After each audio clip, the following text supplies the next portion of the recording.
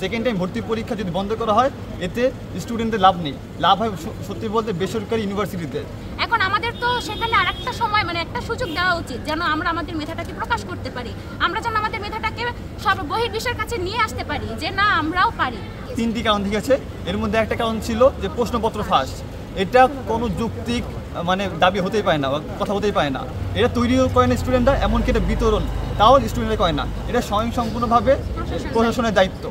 একটাই দফা, একটাই দাবি, তাহলে ঢাকা ইউনিভার্সিটিতে দ্বিতীয়বার ভর্তি পরীক্ষা পুনরায় চালু করা। একটু আগে আমরা একজন অ্যাসিস্ট্যান্ট সহকারী ফকের সাথে কথা হয়েছে, কিন্তু আমরা চাচ্ছি যে ডাইরেক্ট ভিসি স্যারের সাথে কথা বলতে।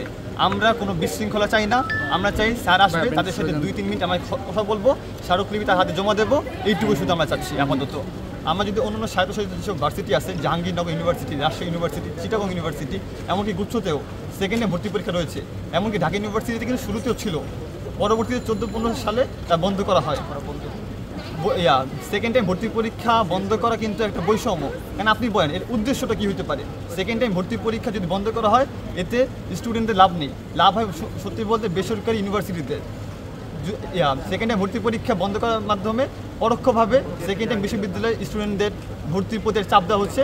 এবং আপনারা সবাই জানেন যে বেসরকারি বিশ্ববিদ্যালয়ে অনেক টাকারও ব্যাপার স্যাপার আছে, সিন্ডিকেটও আছে অনেক, এই কারণে অনেক স্টুডেন্টদেরই শিক্ষা যে একটা তাদের মৌলিক অধিকার তা থেকে তারা বঞ্চিত হচ্ছে। 3টি কারণ ঠিক আছে, এর মধ্যে একটা কারণ ছিল যে প্রশ্নপত্র ফাঁস। এটা কোনো যৌক্তিক মানে দাবি হতেই পারে না, কথা হতেই পারে না। কীভাবে এটা ফাঁস হতে পারে? স্টুডেন্ট কি এসে জড়িত আছে? এটা তৈরিও করে না স্টুডেন্টরা, এমনকি এটা বিতরণ তাও স্টুডেন্টরা করে না, এটা স্বয়ংসম্পূর্ণভাবে প্রশাসনের দায়িত্ব। এবং যদি প্রশ্নপত্র ফাঁস হয় অবশ্যই এই দায়ভার প্রশাসনের কাছে যাবে, অন্য কেউ আসলে আমরা তা মানব না। ভিসি স্যার আসবে, আমার চাই শান্তিপূর্ণভাবে অবস্থান করে তাকে হাতে দেবো স্মারকলিপিটা, এইটুকুই। 3টা কারণ আমাদের দেখানো হয়েছে, যে কারণে সেকেন্ড টাইম বন্ধ করা হয়েছে সেসব কারণের পাল্টা যুক্তি আমরা দেখিয়েছি আমাদের স্মারকলিপিতে। একজন টিচার নিয়ে গিয়েছে, এখন আমরা চাচ্ছি ভিসি স্যারকে এটা দিতে। ভিসি স্যারের সাথে আমরা কথা বলে আমরা সময় দিতে যাচ্ছি, যেহেতু আমাদের হচ্ছে পড়ালেখার একটা সময় দরকার। এখানে 24 ব্যাচের রেজাল্ট দিয়ে দিলেই হচ্ছে যে কোনো সময় সার্কুলার দিয়ে দিবে ভর্তি পরীক্ষার, তখন হচ্ছে আমাদের সময় থাকবে না।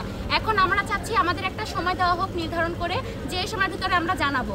সেকেন্ড টাইম যদি আসলে এত বাজে হয়, কুফল হয় স্টুডেন্টের জন্য, তাহলে তো কোথাও রাখাই উচিত না, সবার থেকে সহায়তা দেওয়া উচিত।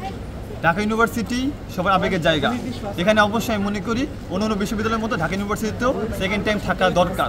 এটা হচ্ছে একটা অধিকার যা হচ্ছে স্টুডেন্টের পক্ষ থেকে ছেড়ে নেওয়া হচ্ছে। স্বাধীন বাংলাদেশে তৈরি হয়েছে, নতুন ভিসিও নিয়োগ হয়েছে।